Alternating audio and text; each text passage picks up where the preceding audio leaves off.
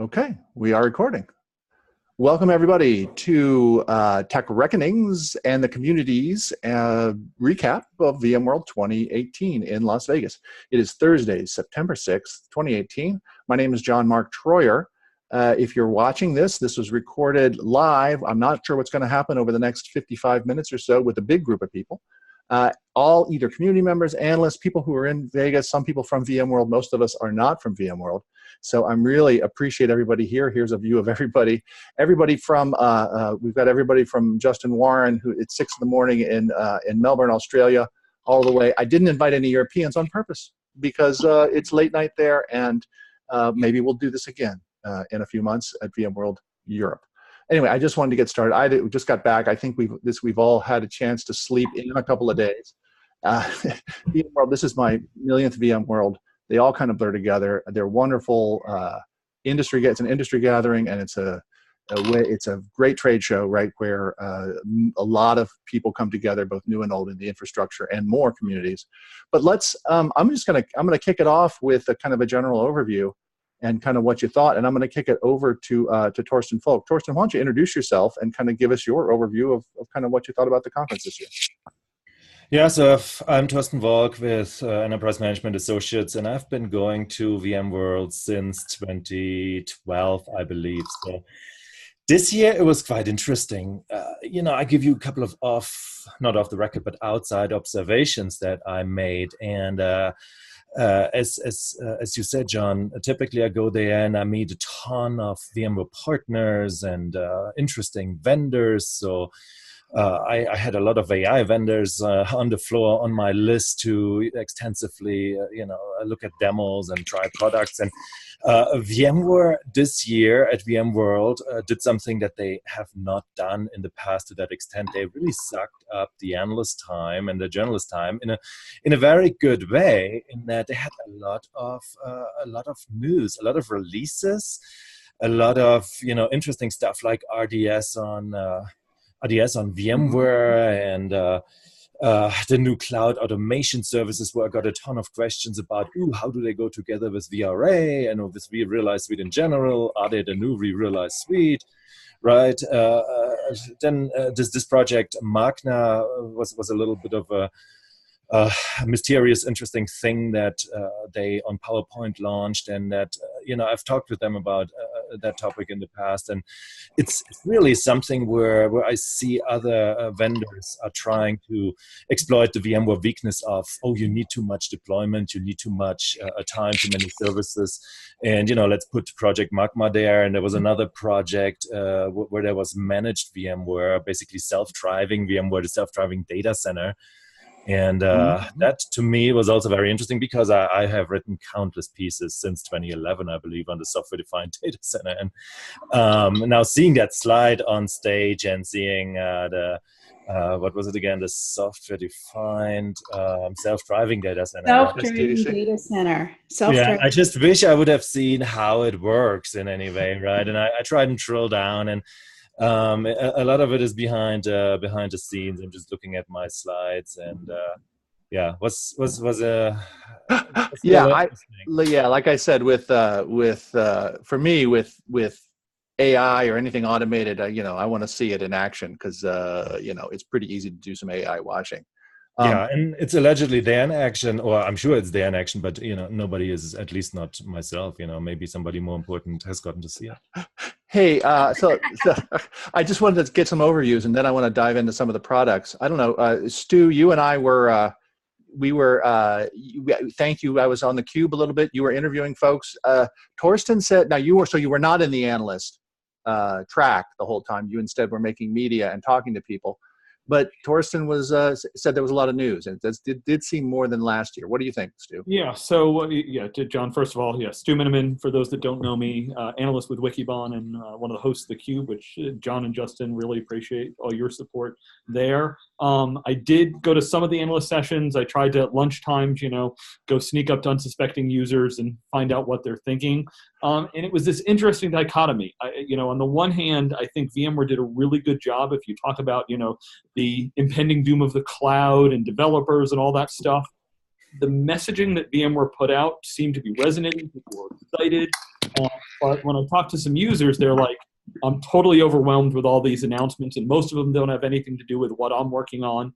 And some of the VMware partners were even a little frustrated that they said, we've started testing a bunch of this stuff, that some of these new cool things, and a lot of it's not ready for prime time. So, VMware's always been really good usually about, it used to be, okay, we're there, it's 5.5, 6.0, 6.5, 6.7, we're excited to dig in, we've got all these cool things we want to try, and now it's like, wait, we're this future VMware where we think we're going, the users aren't ready for it, and the people that are testing it are saying it's not ready. So overall, it was really good energy at the show, and VMware is well positioned, but there's the danger of you've got this huge customer base that's loyal because they trust and use and are admins of all this stuff, and when they try the new things, it better work.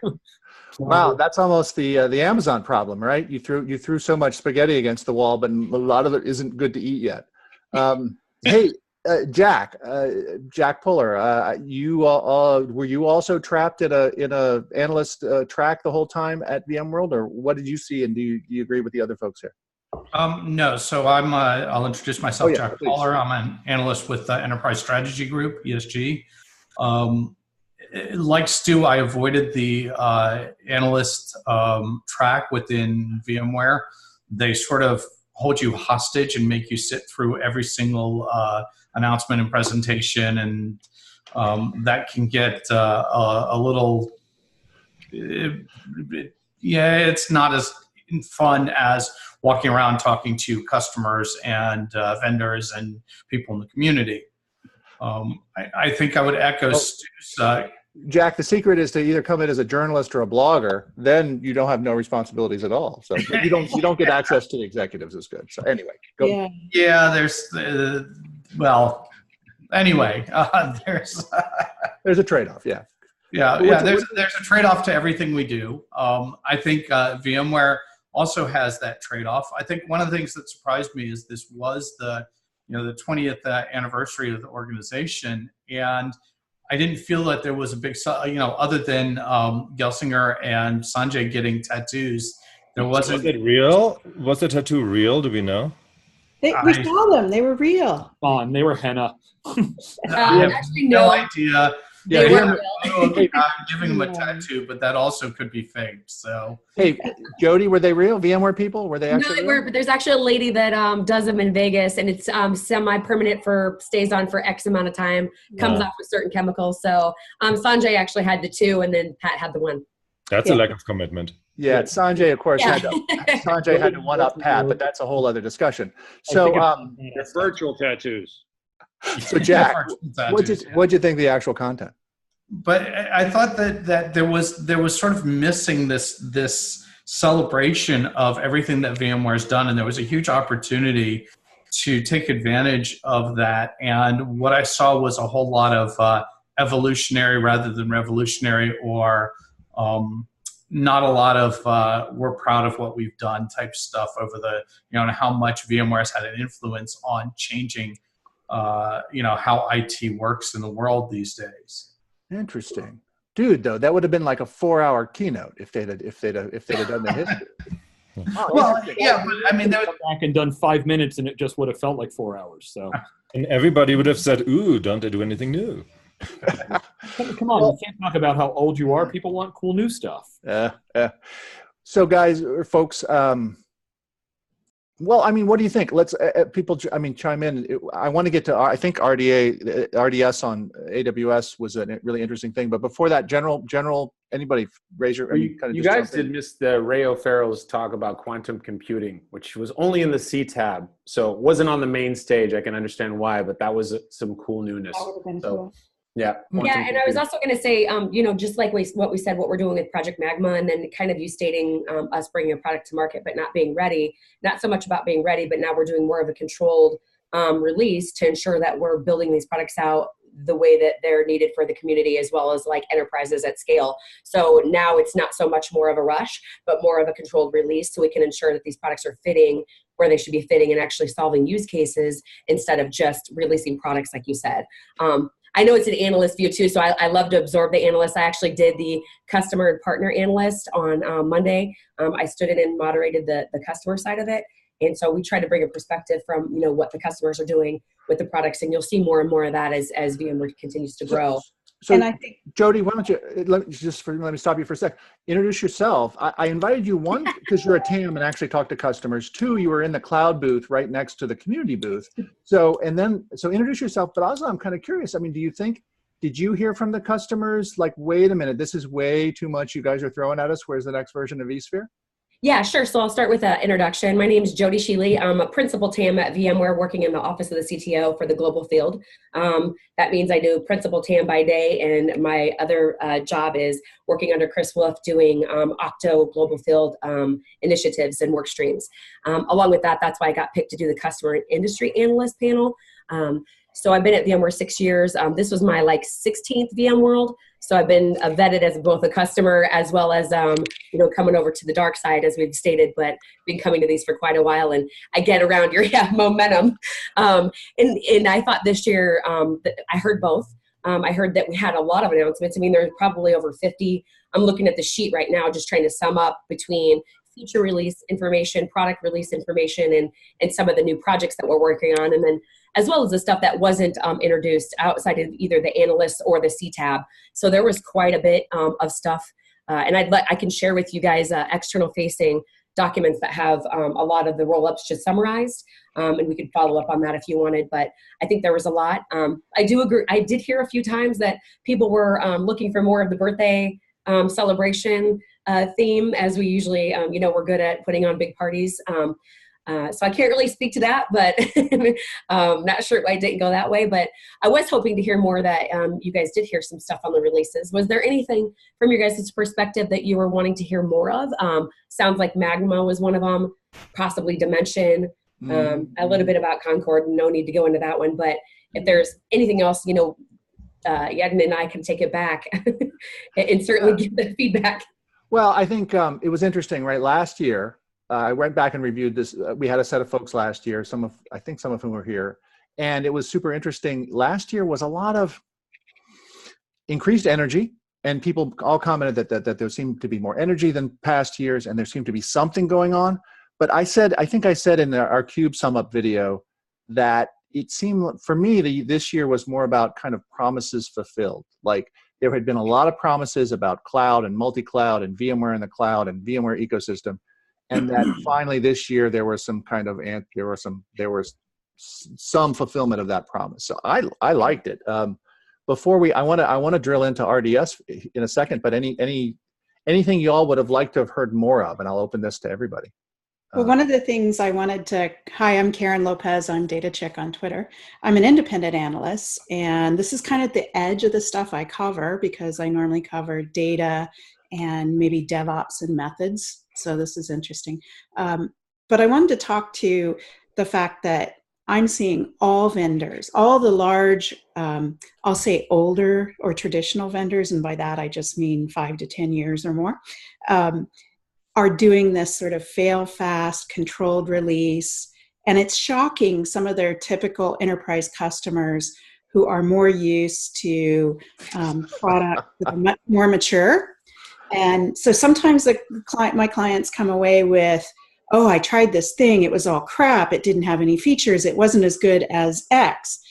Instead of thinking of it, yes, it's a new release of a brand new thing or a new twist on something, and therefore all vendors are going down this path of get it in the hands of real production people, not just limit it to a small set of selected favored customers. In order to learn from that before they invest a lot of money and have a flop. So I think the real important thing here is to sort of get that messaging out so that customers can set their expectations. We don't care. We're just trying to get people off of 5.5 right now. The struggle is real. Yeah, but that's for new things, right? So Microsoft's going through the same thing with faster releases that have smaller, especially new releases that have less complex functionality so they can get it in the hands of customers.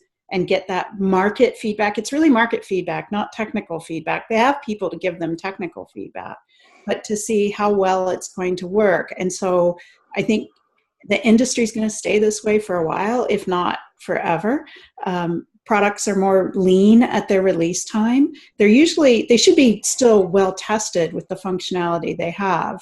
Yeah. But trying to figure out, is it worth doing this? Hey, the problem Mark. is there's not so many DevOps people coming to VMworld as the messaging would warrant, right? I mean, it's basically an audience that is not that receptive. Like when they announced PKS for us Analysts, that was great. Finally, Kubernetes and VMware. But the audience, nobody was clapping, and was kind of the big news. And it was a little bit like, I mean, RDS I think was better because it's more operational, but in general, there is usually too many admins there, and that's why you don't see vendors on the floor anymore that are the cool new DevOps. Yeah. Nobody cheered like I did for the RDS thing. I mean, let's get to RDS in a second. Let's get to RDS in a second. High-level point, John, I'd love to hear everybody's feedback, is the relationship of VMware and developers.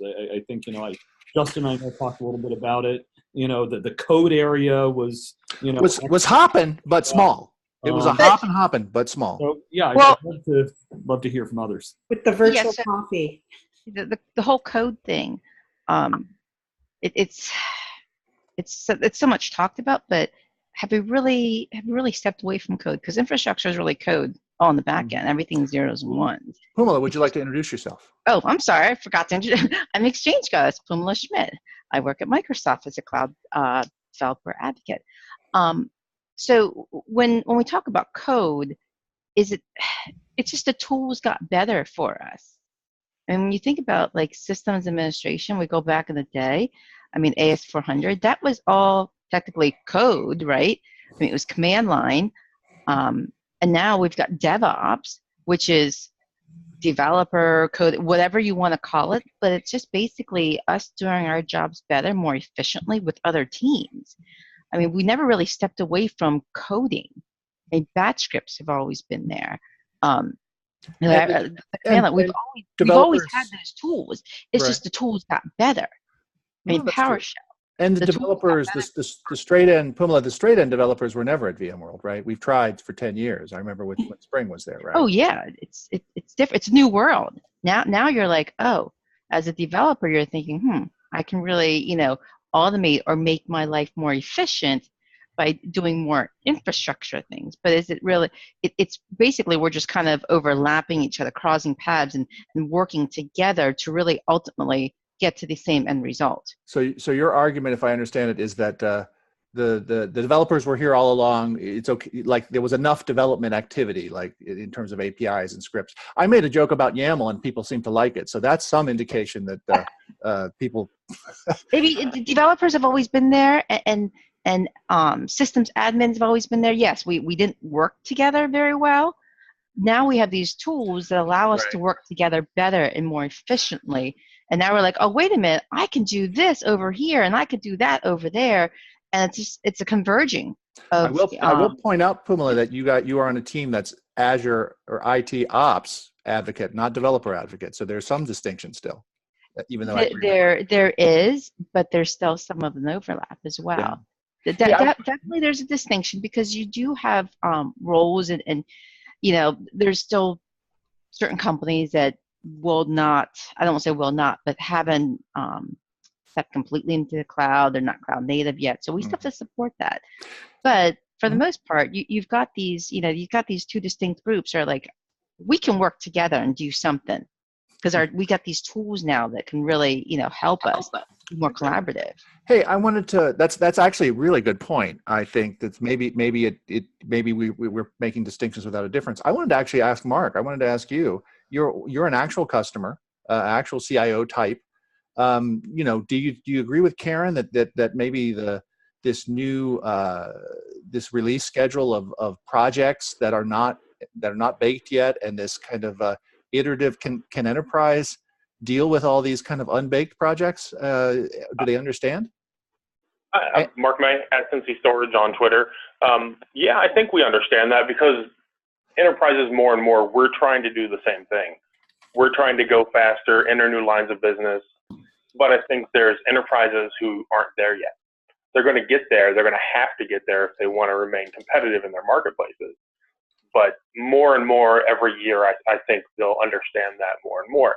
But in the end, it becomes an operational challenge, right? No matter how you shake it, when there's a problem, there's a problem. And if it's a problem with software releases that a vendor's put out, they're always going to get blamed, and there's always going to be some type of repercussions, and people are going to feel a certain way about that. I don't think there's a way around that. I baked, because there's lots of definitions of that. Like what I'm saying that vendors are doing is it's not the quality of the product, but the scope of the functionality that vendors are trying to release faster. So yes, they get more out there much quicker than before. Right. So which is good, right? Yeah. Well, to some customers, it's not. It's like, why would I buy this when I can go buy this much more traditional product that does it differently, but that has been out there for 5 years? That's the hard sort of cost-benefit risk.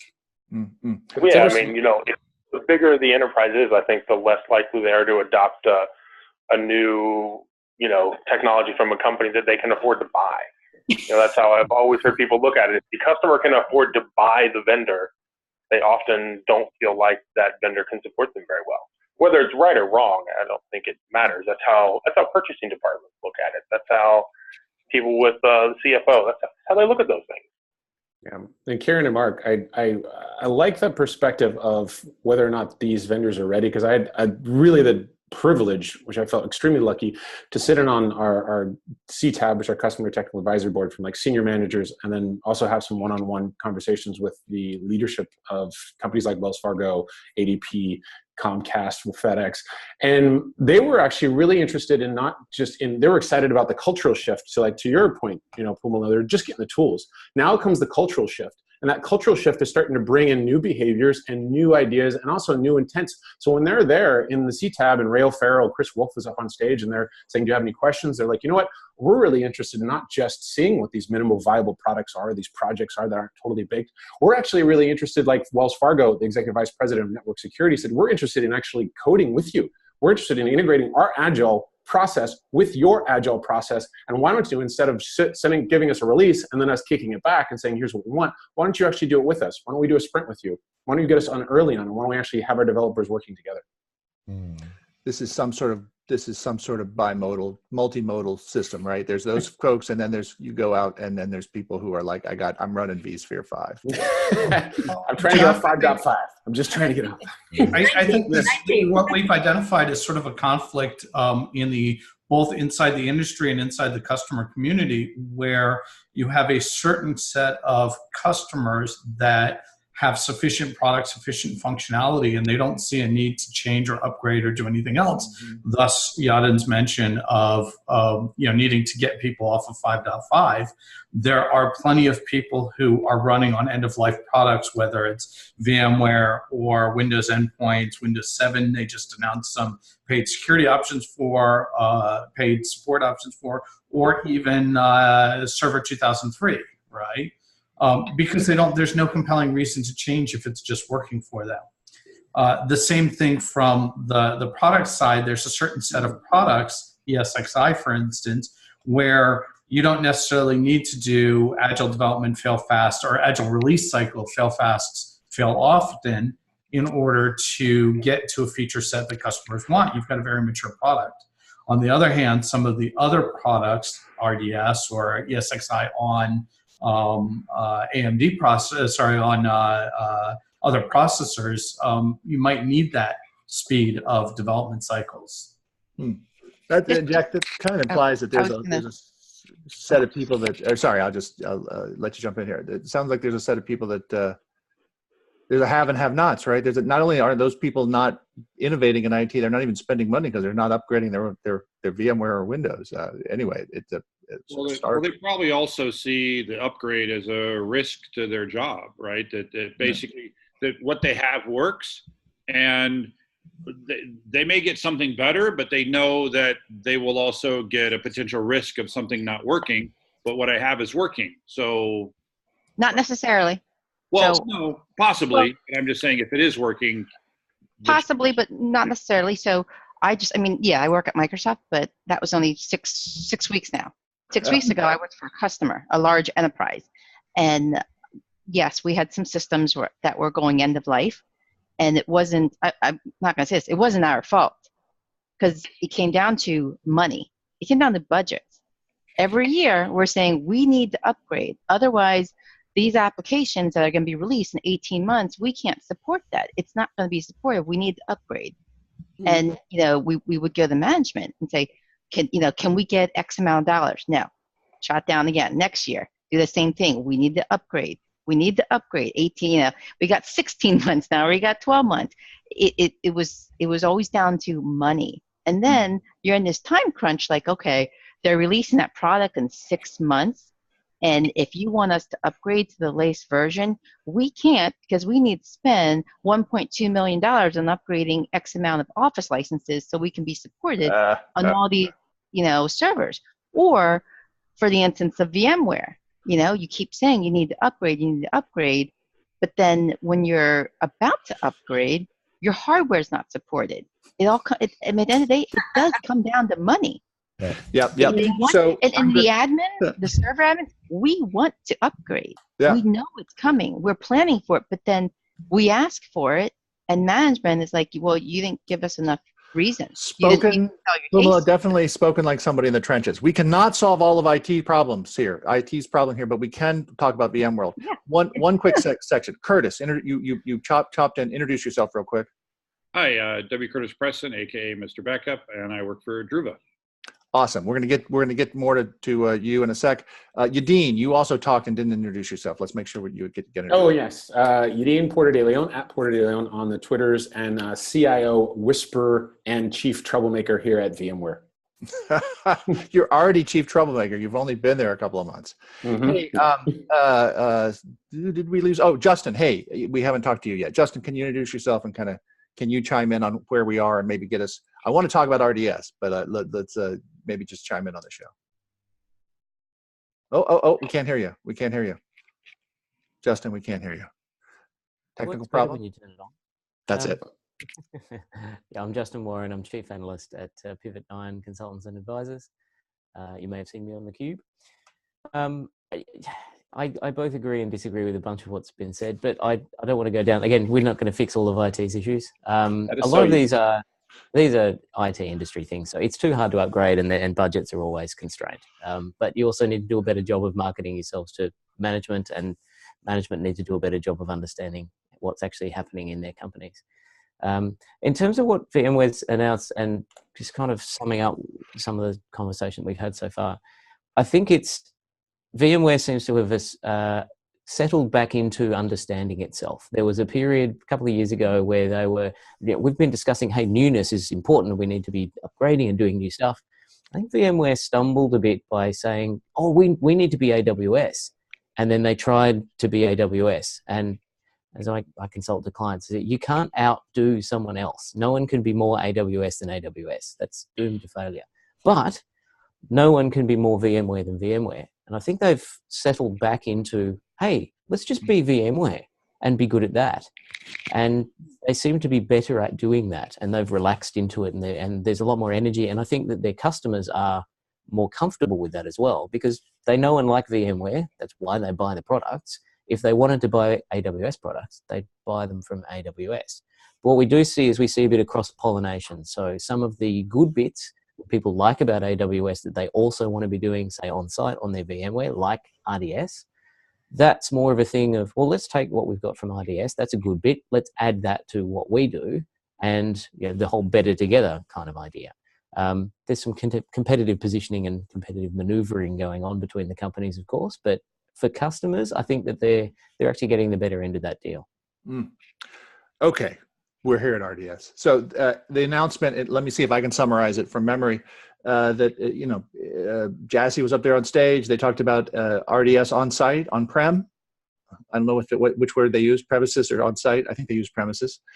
You'll be able to have those, so that you use the same APIs and data on-site in your development projects, on-prem, on a data center. I don't understand how they get synced back and forth, but it's the same stuff as you're using in there. That's one data store. Amazon has a bunch. And there's a bunch of other options on top of Amazon and on other clouds. So data folks, Karen, Curtis, and John, and anybody, and analysts, etc. But data folks, you want to how momentous was this? I would not have put a chip on that piece of the roulette table in terms of the cloud wars. But I don't know. Somebody want to jump in?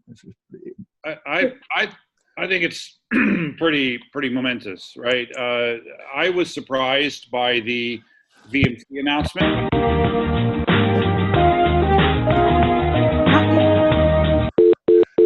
Awesome. I do not understand what just happened. That's okay. Did you do that? You were supposed to dance. That was you. All right. I have no idea what just happened. All skate. Anyway, keep going. Okay. All right. Just suddenly music started playing on my browser.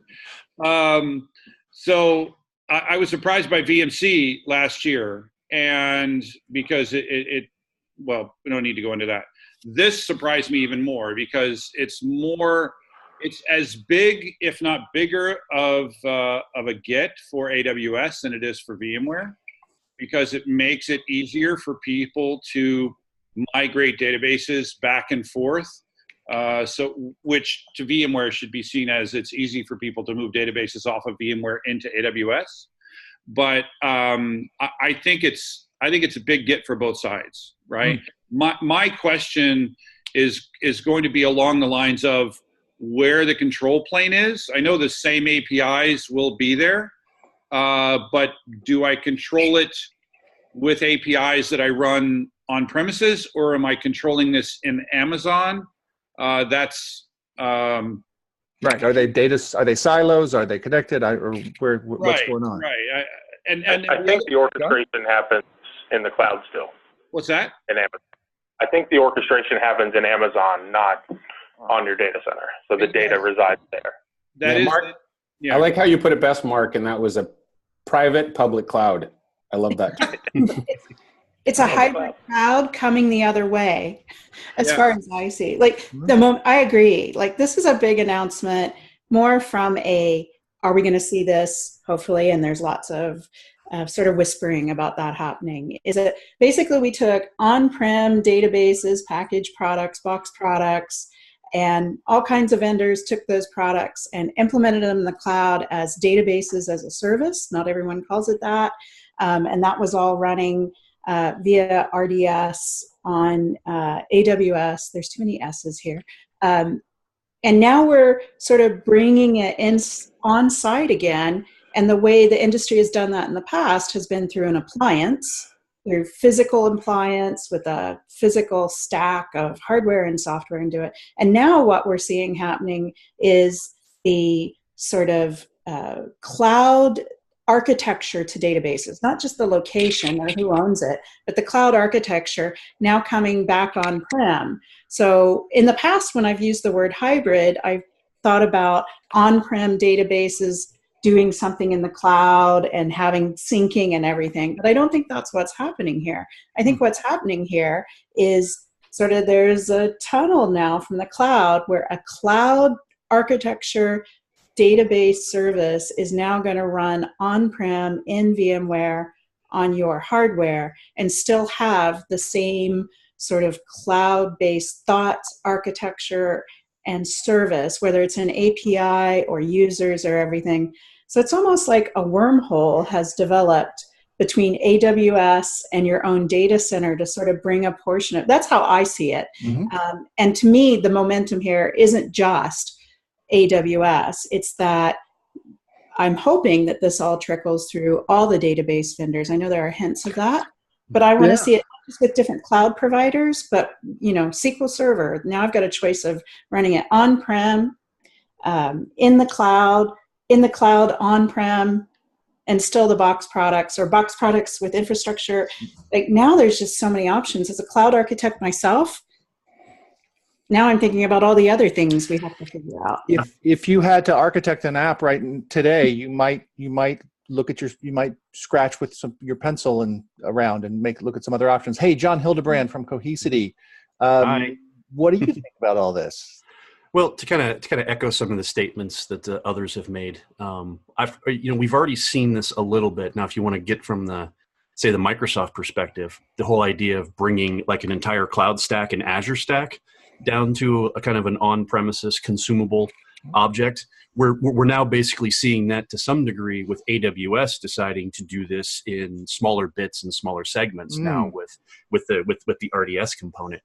And as I've seen, you've invited me to a few other events. One of them was like the Oracle event from a few months back.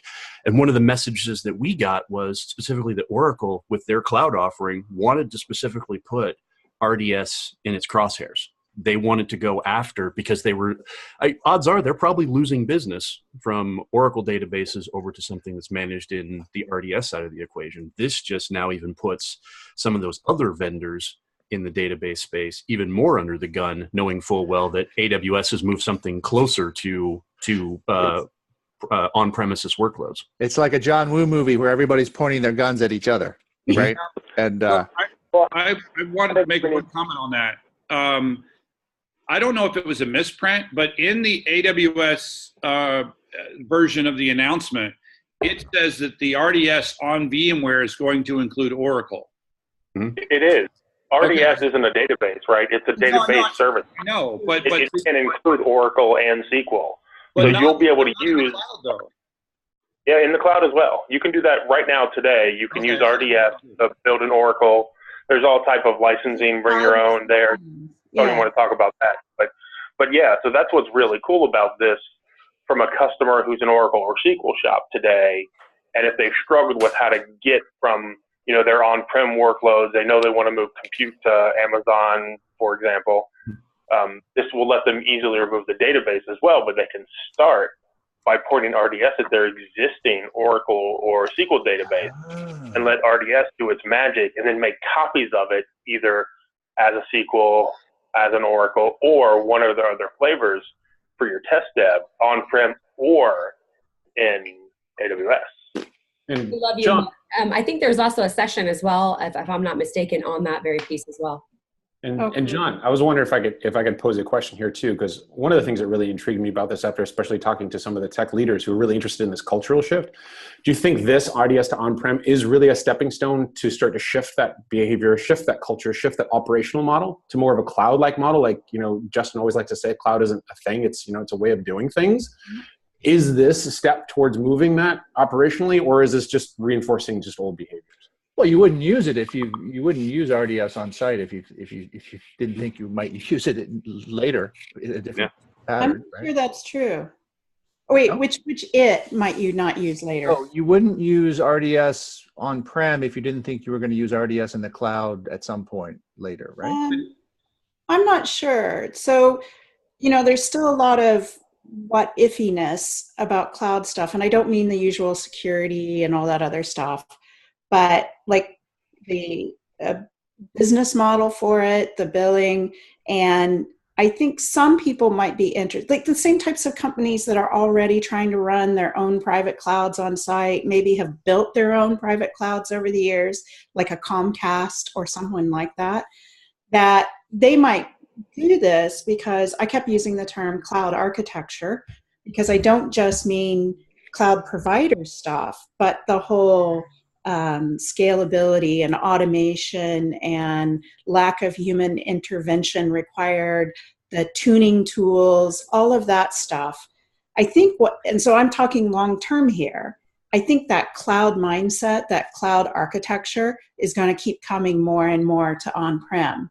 And whether it's DevOps methods or DevOps tools or just plain old automation, for me, as someone who's been doing this data stuff for more than 35 years, the real difference about the cloud isn't some mythical unicorn running in this fancy data centers, but how we're getting smarter about how we manage these systems. Well, and I think that's a big difference.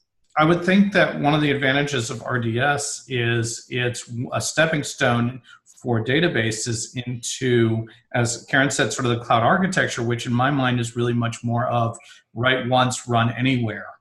And its value will be greatly increased if it expands beyond Amazon.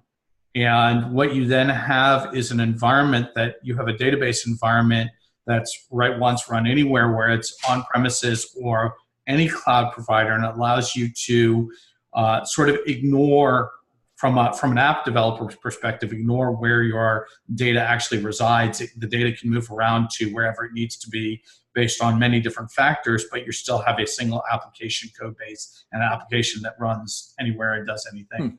Right, so what we call data virtualization. Yeah, and there's that's a whole ecosystem of moving data around.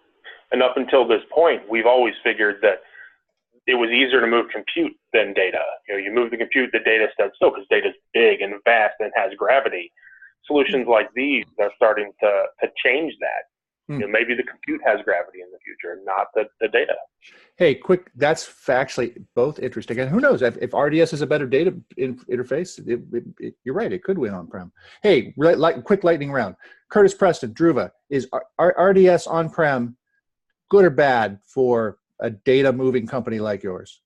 Well, I think it's very interesting because what it does from a data protection standpoint is it provides a single interface, a way to protect multiple different types of databases. So potentially it simplifies both for us and for our customers protection of multiple different databases. So I think it's an interesting idea. Jon Hildebrand, not speaking for the company again, because you've only been there for a couple months, any week too. Cohesity, again, secondary storage, but moves data into the cloud, has a thing on-prem. Interesting, not interesting for you guys? No, I'd say it's going to be interesting because I think one of the things, as long as there's some shred of, API, I don't want to call it overlap, but as long as there's some sort of same version of APIs being used across the board, I know from our product perspective, we're doing a lot of cloud native API backups with the different vendors on top of it. So this just sounds like something that, as long as we're able to point it to, say, an on-premises target with those particular APIs, we should be able to perform relatively the same operations and then just continue to use our platform for shuttling data around. If semi-lightning round, if a lot of data stores have implemented an S3 API, even though they don't own it, I think, right? The non-Amazon data stores have implemented an S3 API. Is RDS something that you could implement the behavior of without being sued by Amazon? Yes, no, maybe? Does anybody know? Okay. I don't know that's really a valid question. I think RDS is more just about a managed service of a existing database. That might be, a traditional database, or it might be one of the newfangled databases. Okay, yeah, but I didn't know if anybody could clone it. Hey, lightning round still, Jodi and Yadin, did you guys know, did you guys know that we would all think that this is such a big deal? I knew it was going to be a hot topic, just being on the SME team for VMC and on AWS, but didn't know it was going to be on fire as it is. Hey, we're going to lose our time here. Maybe Jodi, Project Dimension. Project Dimension, VMware kind of managing your own data center, reaching down and kind of controlling your machines and your VMware installations. In analogy and an extension with what's already going on with VMware Cloud. Interesting, ambitious, still a project, maybe not fully baked yet. I don't know. Jodi, did you get a good response on that? Is that what is it? I thought that was kind of number two, and I know Torsten, who's no longer with us, really liked all the automation stuff. You want to thread all those together for us somehow? Also, in your conversations, people interested? Yeah, actually, so I knew a little bit about it. I'm also help assist with the ISBU team as well. But one of the things that I did notice is we got a mixed response, especially from small SMB commercial sites. It's very interesting. Cost will probably play a factor for them. And as people have brought up, budget is always a factor. So I guess we'll see how that plays out in that role. But the automation pieces also was interesting for SMB and commercial because they can help automate some of those and give the task back to the admin. So I think it's 50-50. I'm curious to see what the analysts have to say about it. I think it's very interesting. A lot of people were very interested in it as well as RDS. So I'd love to hear what the analysts say about that as well. Yeah, this isn't a way to save money, that's for sure. No. Hey, we got to move on from product. But anybody want to chime in more on the stuff we've been talking on? Well, no, we got to move away from product. I wanted to ask you just about energy and community and things like that.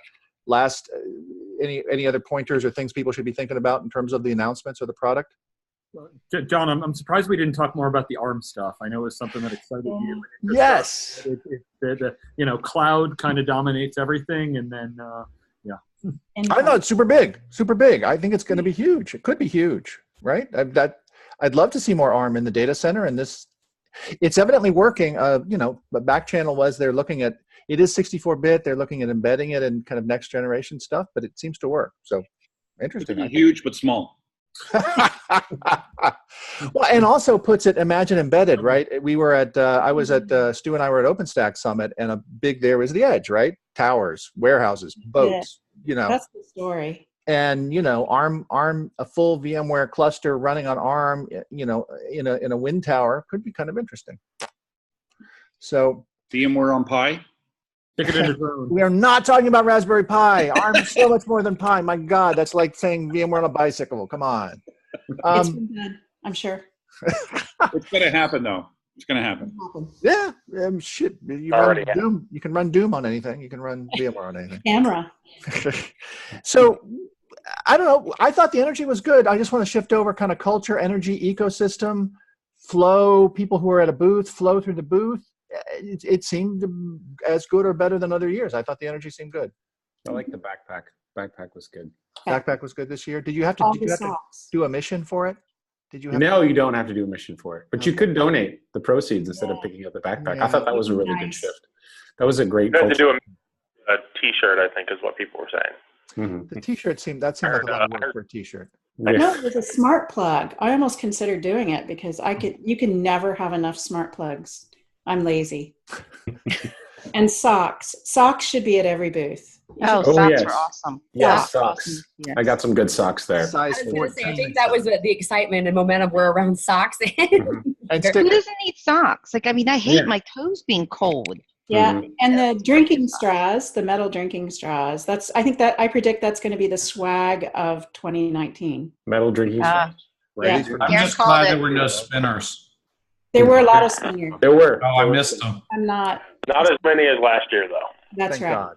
Thank God. I'm calling socks still. I love socks. You have a second. Right there. There you go, John. Right there. The problem is you need two. You need for John. You need small socks and you need socks for those of us who are size 14. But or the other way. John, I'll make one observation on the expo floor. One thing I noticed was that the between booth walkways were much, much bigger. There were 20 feet or more between booths instead of 10 feet. So while there was 20,000 people in attendance, the expo floor did not feel crowded at all. That's right. Did anybody Is that indicative of less sponsors, though? Yeah. Did anybody do a year-on-year comparison? Did anybody check? I haven't done that research. I think I heard it was 2,000 less attendees, but I didn't check sponsors. I haven't checked. When I first saw it was small. I mean, it was less crowd. I wasn't getting bumped around as much because usually I get like lost in the crowd and people step over me and stuff. You know, see over them. It was arranged very long. So when I first saw the expo floor, I thought it was much smaller, but it was very deep. I don't know. It seemed, I don't know if it was year on year. Did people buy as much space? Were there fewer sponsors or not? I'm not sure. It seemed. Mark, I also go ahead. I also noticed that I noticed certain sponsors that had traditionally had bigger booths were in smaller areas. I noticed this year. With some new entrants. With some new entrants like Microsoft. Yes, I'm not sure what the deal was there, but yeah, certain vendors that were, always had the big booth and they would do their talks and everything. I noticed they're off in the corner on the side with much smaller presence. How strong perception is in that regard. Yeah, I don't know. Was like Pluralsight and Splunk and some others. I didn't get their T-shirts. I don't know if they're there. Yes, yes. Well, Splunk wasn't there officially. Interesting. Yes, I think this is the second year because last year they weren't there either. Mark, you made a comment to me one night that well, there wasn't a whole lot new on the show floor. Is that you stand by that one? Yeah, I mean, I think a lot of things on the showroom floor were iterative improvements from previous versions.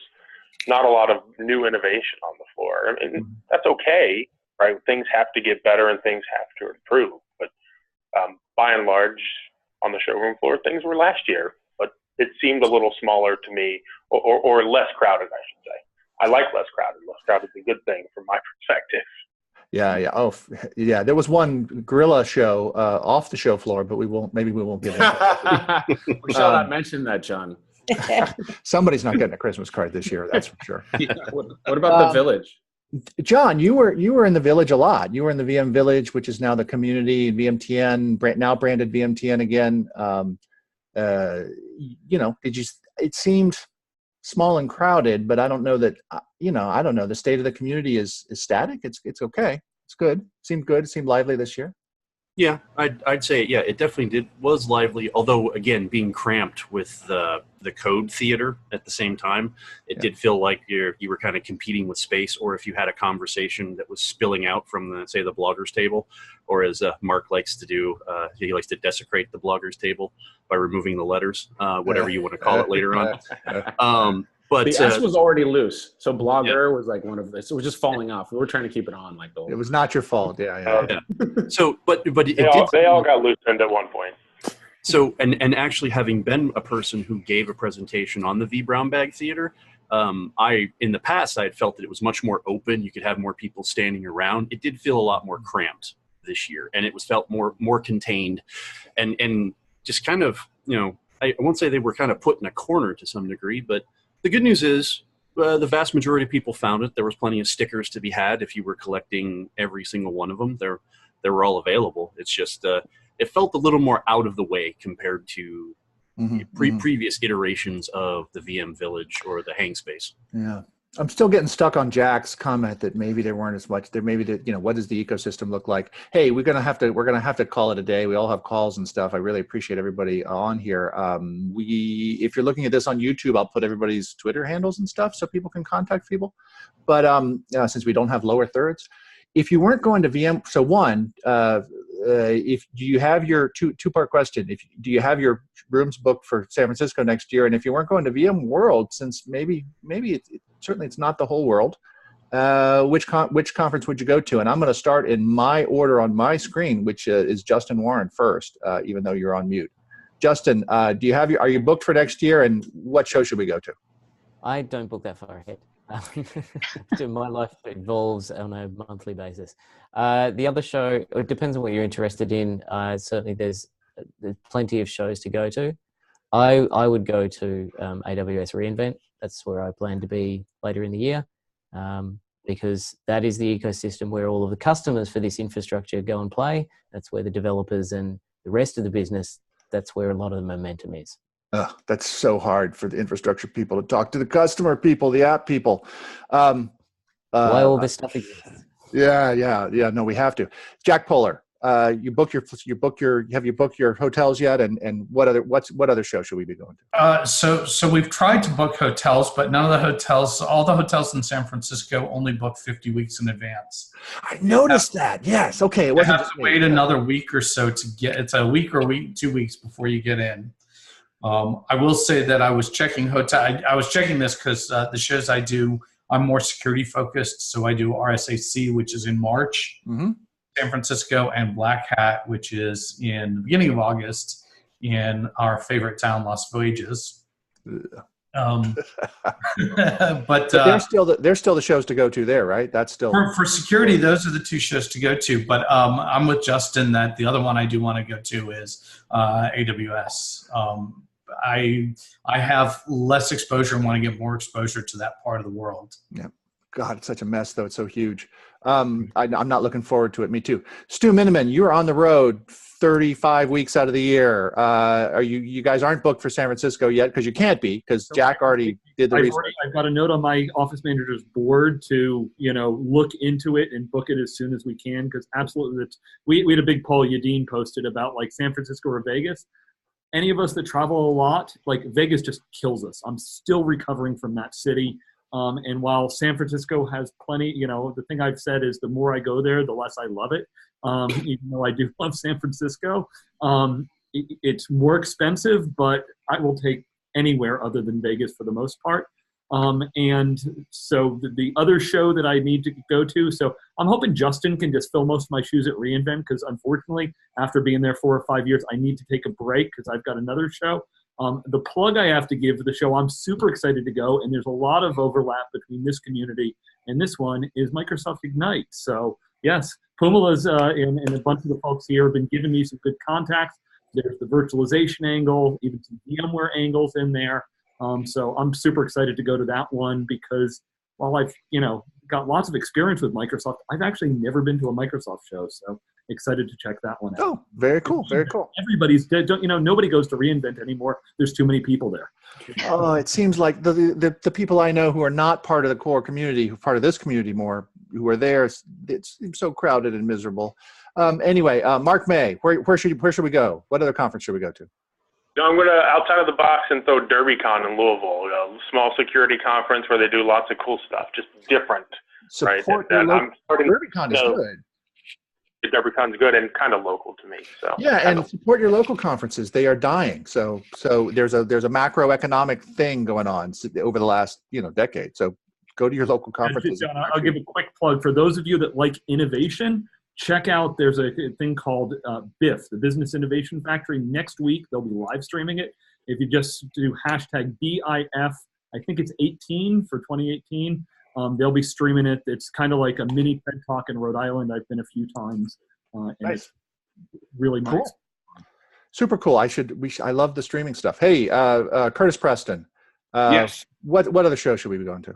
So I will also go slightly outside the box and say Social Media Marketing World, which also happens to be a San Diego show. Mm-hmm. And it's a pretty big social media marketing show, and I'll be at reInvent. I mean, please, but I like Social Media Marketing World, and then the other thing I was just going to say is the count of vendors was 221, and it was just a little over that last year for VMware. Oh, the man is a data master. Thank you. The number's not that far. But we don't know how big of a boost they bought. That's the next one. No, we don't. I would need a little more time. Yeah, so even. That's that's super interesting. Jodi, what's your next cool conference, or what conference should we be going to? And I'm late for my next call, so let's do super. I wrap it up. I'm not going to go to any. I'm home for the year. See you guys all next year in San Francisco. Great. We'll see you maybe at a VMUG. Absolutely. Do you travel for VMUGs? Jodi? I do travel for VMUGs. Yeah.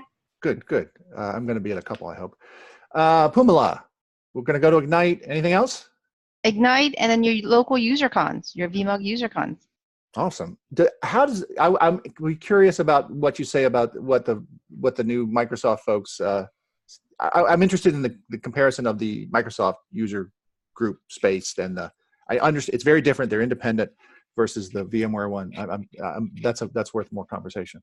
Yeah, different. We should have a different conversation. It's very, very different worlds. So I'm stuck in the middle with it. No, it's good. I have a whole theory about what you guys are doing. Mr. Hildebrand. You pretty much nailed most of them on the top of the head, with the exception that I think I'm going to be out at VMworld EMEA at the same time. So I'll be getting my European vacation on out in Barcelona before the end of the year, and then the usual startup in 2019, and then combined with a few VMUG user cons. That's where I'm going to be roaming around too. Nice. Mr. Porter de Leon. Yeah, I'm glad you mentioned that poll, Stu, because most people had a lot of love for Vegas, but San Francisco won on top. The third option I'd like you to know was blockchain, that were people to choose where they wanted to have VMworld next year, and actually won 24% of the vote, which basically was a proxy for anywhere but Vegas or San Francisco, because I think the third option for any Twitter poll should be blockchain. So that's it. I'll just be at VMworld next year at San Francisco, and that's going to be it for me. Awesome. All your answers were wrong, but I don't know what the right answer was. I will plug, I will be speaking in a couple of months. Kat and I will be speaking at the Competitive Marketing Summit. If you're interested in that, look us up. Hey, we got to go. I would also like to thank Torsten Volk from EMA and Karen Lopez from InfoAdvisors, who looks like they dropped off. But thanks, everybody. This was actually super fun with a big group even. We thank you for sharing the stage with everybody else. It was a blast. It was hopefully people will find this a useful jumping off point for more. And kudos to VMware. All the sessions are available now, so go for it. That's why no one goes to. That's why the people who've been around for a couple of days don't go into sessions. All right, we'll see everybody. Thank you. Goodbye. Thanks, everybody. Thanks, John. Thanks, everybody. Thanks. Bye, everybody. Really appreciate your time. Thanks, everybody, for everybody's. We're out.